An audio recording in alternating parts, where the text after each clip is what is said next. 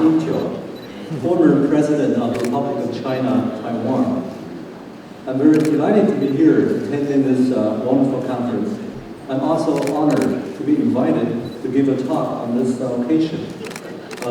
As you know, Mr. Ma is an old friend of mine, but he's very young. According to the law of nature, the younger horse runs faster than old horse. That's why he speaks first. So I will try my best to keep it short in order to safeguard your freedom from starvation.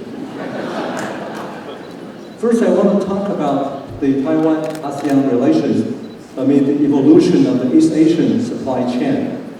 Here we are in Malaysia, a beautiful country with a dynamic economy, and the first foreign country I visit since I stepped down as president of the Republic of China in May this year. Malaysia is part of ASEAN, and ASEAN is part of the broader concept of East Asia. The phrase East Asia used to remind people of the war in the 1940s. Now, it reminds people of the economic miracles being made in almost every country in East Asia, especially Malaysia. Not only Taiwan, ASEAN, all economies in East Asia are increasingly close linked with one another. The emergence of numerous and mutually competing triangular and quadrilateral supply chains means more intra-region trade and investment. In fact, the intra-region trade has already exceeded the region's trade with the United States and Europe more than 10 years ago. This trend will intensify further in the future. So, the East Asian economic relations are not exclusive, but inclusive. In recent years, East Asia typically shipped half of its export to their neighbors in the region, while total export to the US and Europe will only be a quarter of the total. This trend will not be reversed in the future. Japan, Taiwan, and South Korea, mainland China, and ASEAN economies will be closer to each other economically and will prosper from the increasing closeness. In addition, we also saw a surge in the importance of ASEAN as an export destination of Taiwan.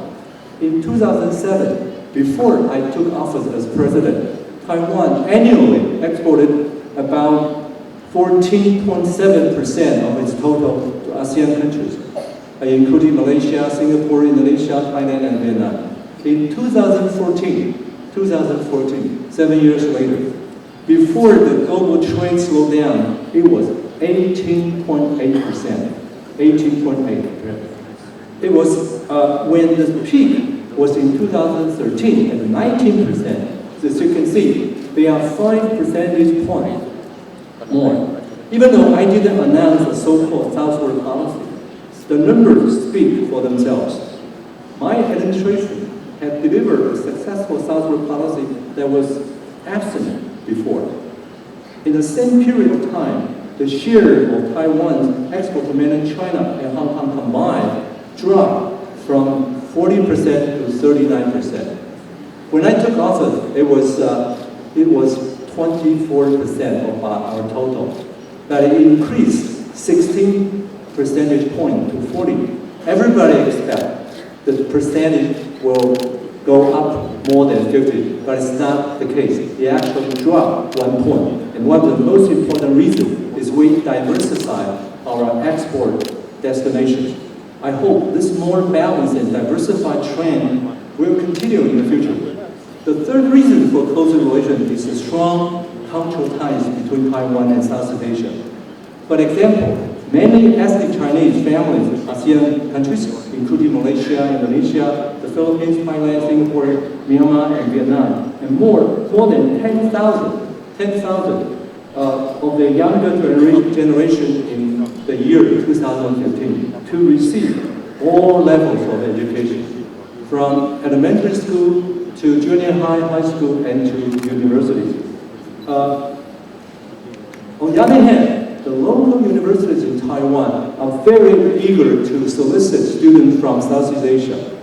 Upon returning to their home countries, these students who received education in Taiwan actually were employed by Taiwanese firms invested in those countries, as they have got the best of those worlds, familiarities with both languages and culture. Meanwhile, Vietnam, Thailand, Indonesia, and India started several years ago to send, with government funds, nearly 1,000 of their college lecturers to seek a Master of Science degree at Taiwanese Institute of Technology to prepare them for better teaching in their home countries. Before I took office in 2008, foreign and managed students were around 30,000, foreign and mainland. But the number has jumped to exceed 100,000 last year.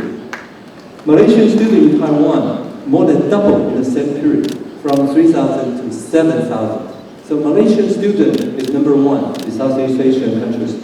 This is another indication of my vigorous southward policy.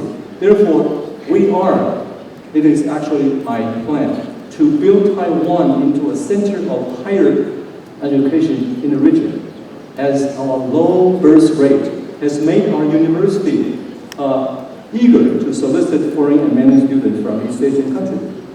Ladies and gentlemen, 13 years ago in 2003, as a mayor of Taipei City, I attended the East Asian Economic Summit in Singapore, organized by the World Economic Forum. The title of my talk at the time was, "Why Not 10+4?" referring to ASEAN's economic integration and Taiwan's intention to join. In the last 8 years, under my administration, Taiwan was able to conclude three FTA-type agreements with mainland China, Singapore, and New Zealand, respectively. Except Singapore, the other two are not ASEAN members.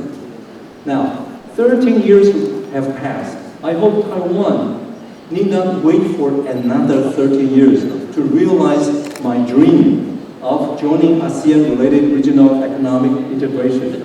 Ladies and gentlemen, Taiwan needs your support in this regard. Taiwan's participation will be a mutually beneficial move to ASEAN members.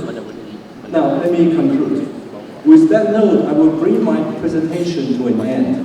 Best wishes to all of you, and look forward to seeing you again in the near future, hopefully in Taiwan. Thank you very much for your attention, and enjoy your lunch. Bon appetit.